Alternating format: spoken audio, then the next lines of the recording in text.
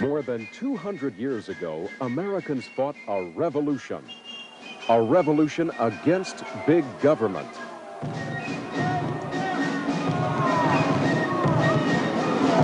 He has erected a multitude of new offices and has sent hither swarms of officials to harass our people and eat out their substance. George III and his bureaucrats taxed and controlled their lives until the people said, enough.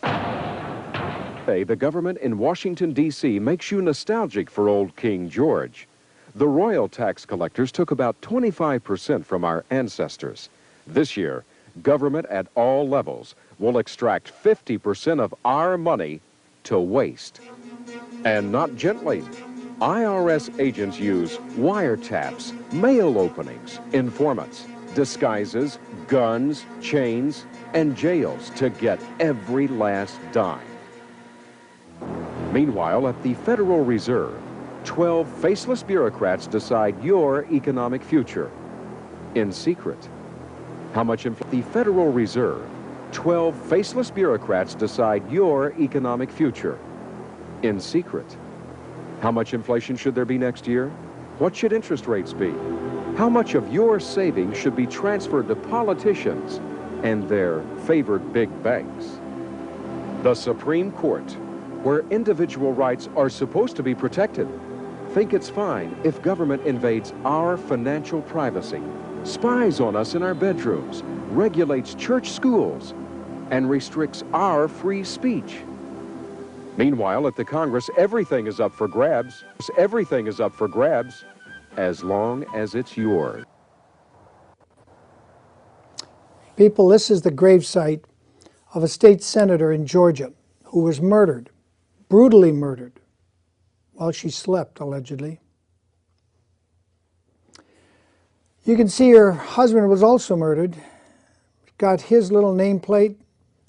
This was about a month ago. This is the 1-year anniversary of Bruce and Nancy Schaefer's murder. And a permanent tombstone has not yet been erected. And it looks like someone came and kicked Nancy Schaefer's little cross and messed up the name on it. Nancy was a political hot potato. Behind me, this pad behind me, marks the final resting place of a man named Bruce Schaefer, who dearly loved his wife, Nancy Schaefer. And they want us to believe he shot her one time in the back while sleeping in bed and then shot himself. They had just financed the movie documentary about all these children being wrongfully scammed by CPS.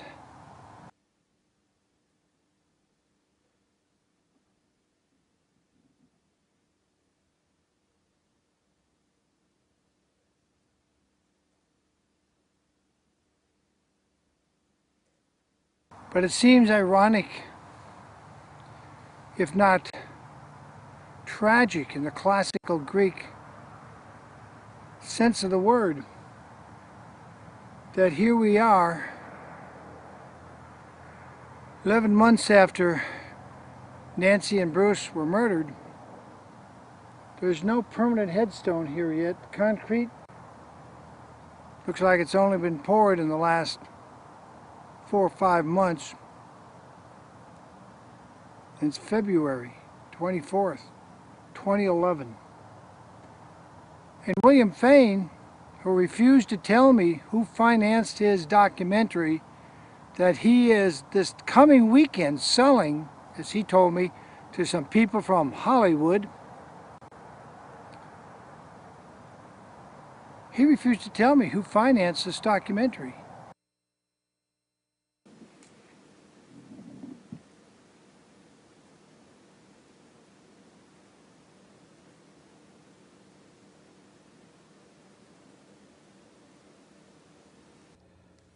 Well, bear with me. We've got some cowboys at the end of this show to lift your endomorphins.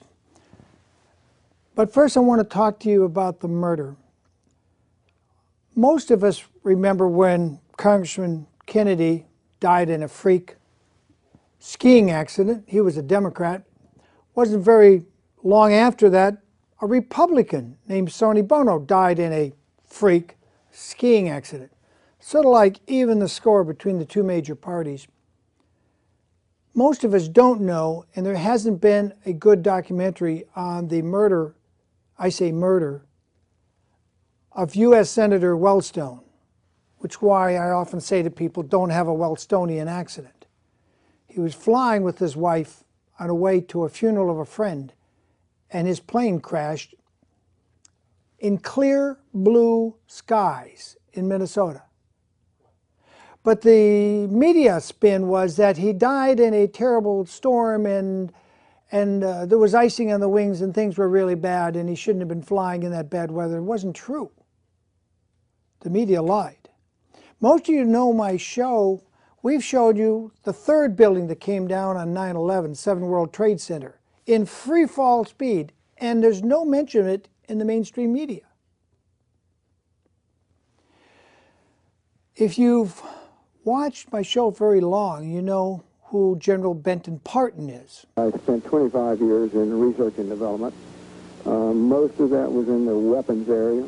I had graduate training in armament engineering. You can go to my YouTube channel and see a new clip of General Benton Parton explaining why Timothy McVeigh could not possibly have blown down the Alpha P Murrah building in Oklahoma. It didn't happen that way. Because the blast on the pillars was not from this truck bomb on the outside blowing in. The pitting was on the inside of the pillars facing the building of things blowing out. It was done with demolition charges and killed dozens and dozens of children at a daycare center and about 160 people. And we've been lied to continually by our government. In the midst of all this lying, by the media, you remember the national media. You remember what's her name, Valdez on Nancy Disgrace, or those other people on Fox and CNN, all telling, oh, it looks bad for Michael Jackson, looks bad for Michael Jackson. And I was saying, it doesn't look that bad for Michael. He's winning most days. Show me one honest witness. And I predicted he would be found not guilty by the jury.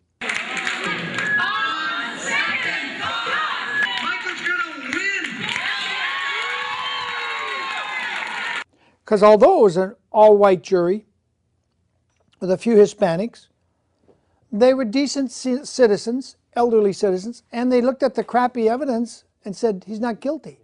So in the midst of all this, you should not be surprised if the government of Georgia, particularly the Georgia Bureau of Investigation, has come to a conclusion based on evidence that doesn't add up that way, that Bruce Schaefer shot his own wife in the back, one shot, then turned the gun on himself like this, which is kind of awkward to do, with an unlicensed gun that wasn't registered to anybody when he had a registered gun in his house available to him.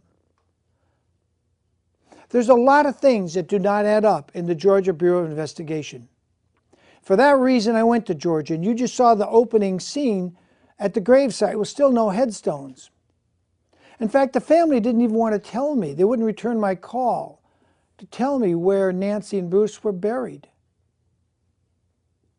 At Tallulah Falls, up above the falls, one of Senator Nancy's favorite places. In fact, Nancy Jr. and Ed Jr. Schaefer were afraid to talk to me. Something's not right with this investigation, and I'm going to give you now a gal who did a radio show about corruption in South Carolina who called me while I was in Georgia and told me what she knew about Nancy and the fact that Nancy used throw away phones because she knew her own phone wasn't safe anymore. Something I let out 7, 8 months ago. But Wilkie, that was doing the video documentary, absolutely says that's not true. She didn't use any other cell phones but the ones he knew about. Not true.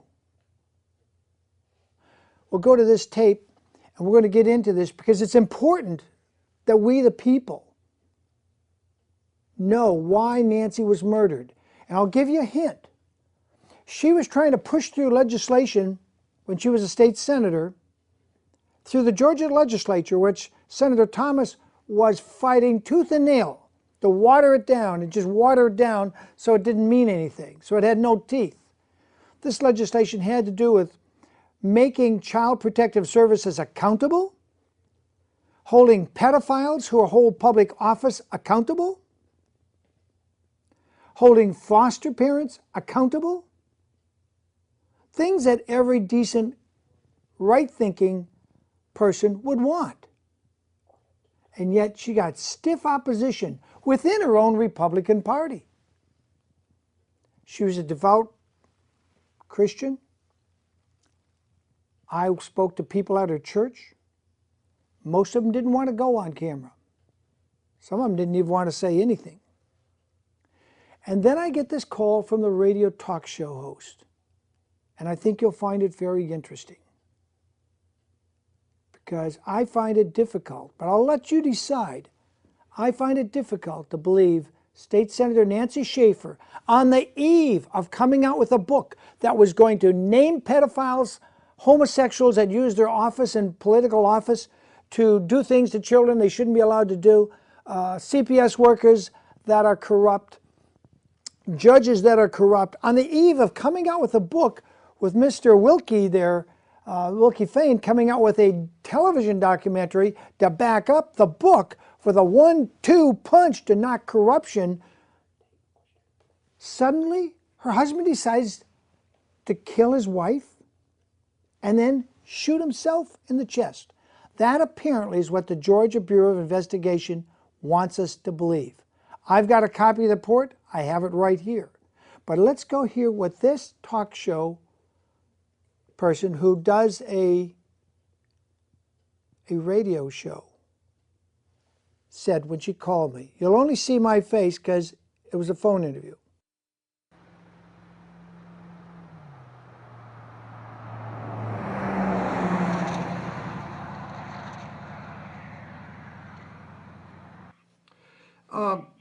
Jane? She was afraid. Jane?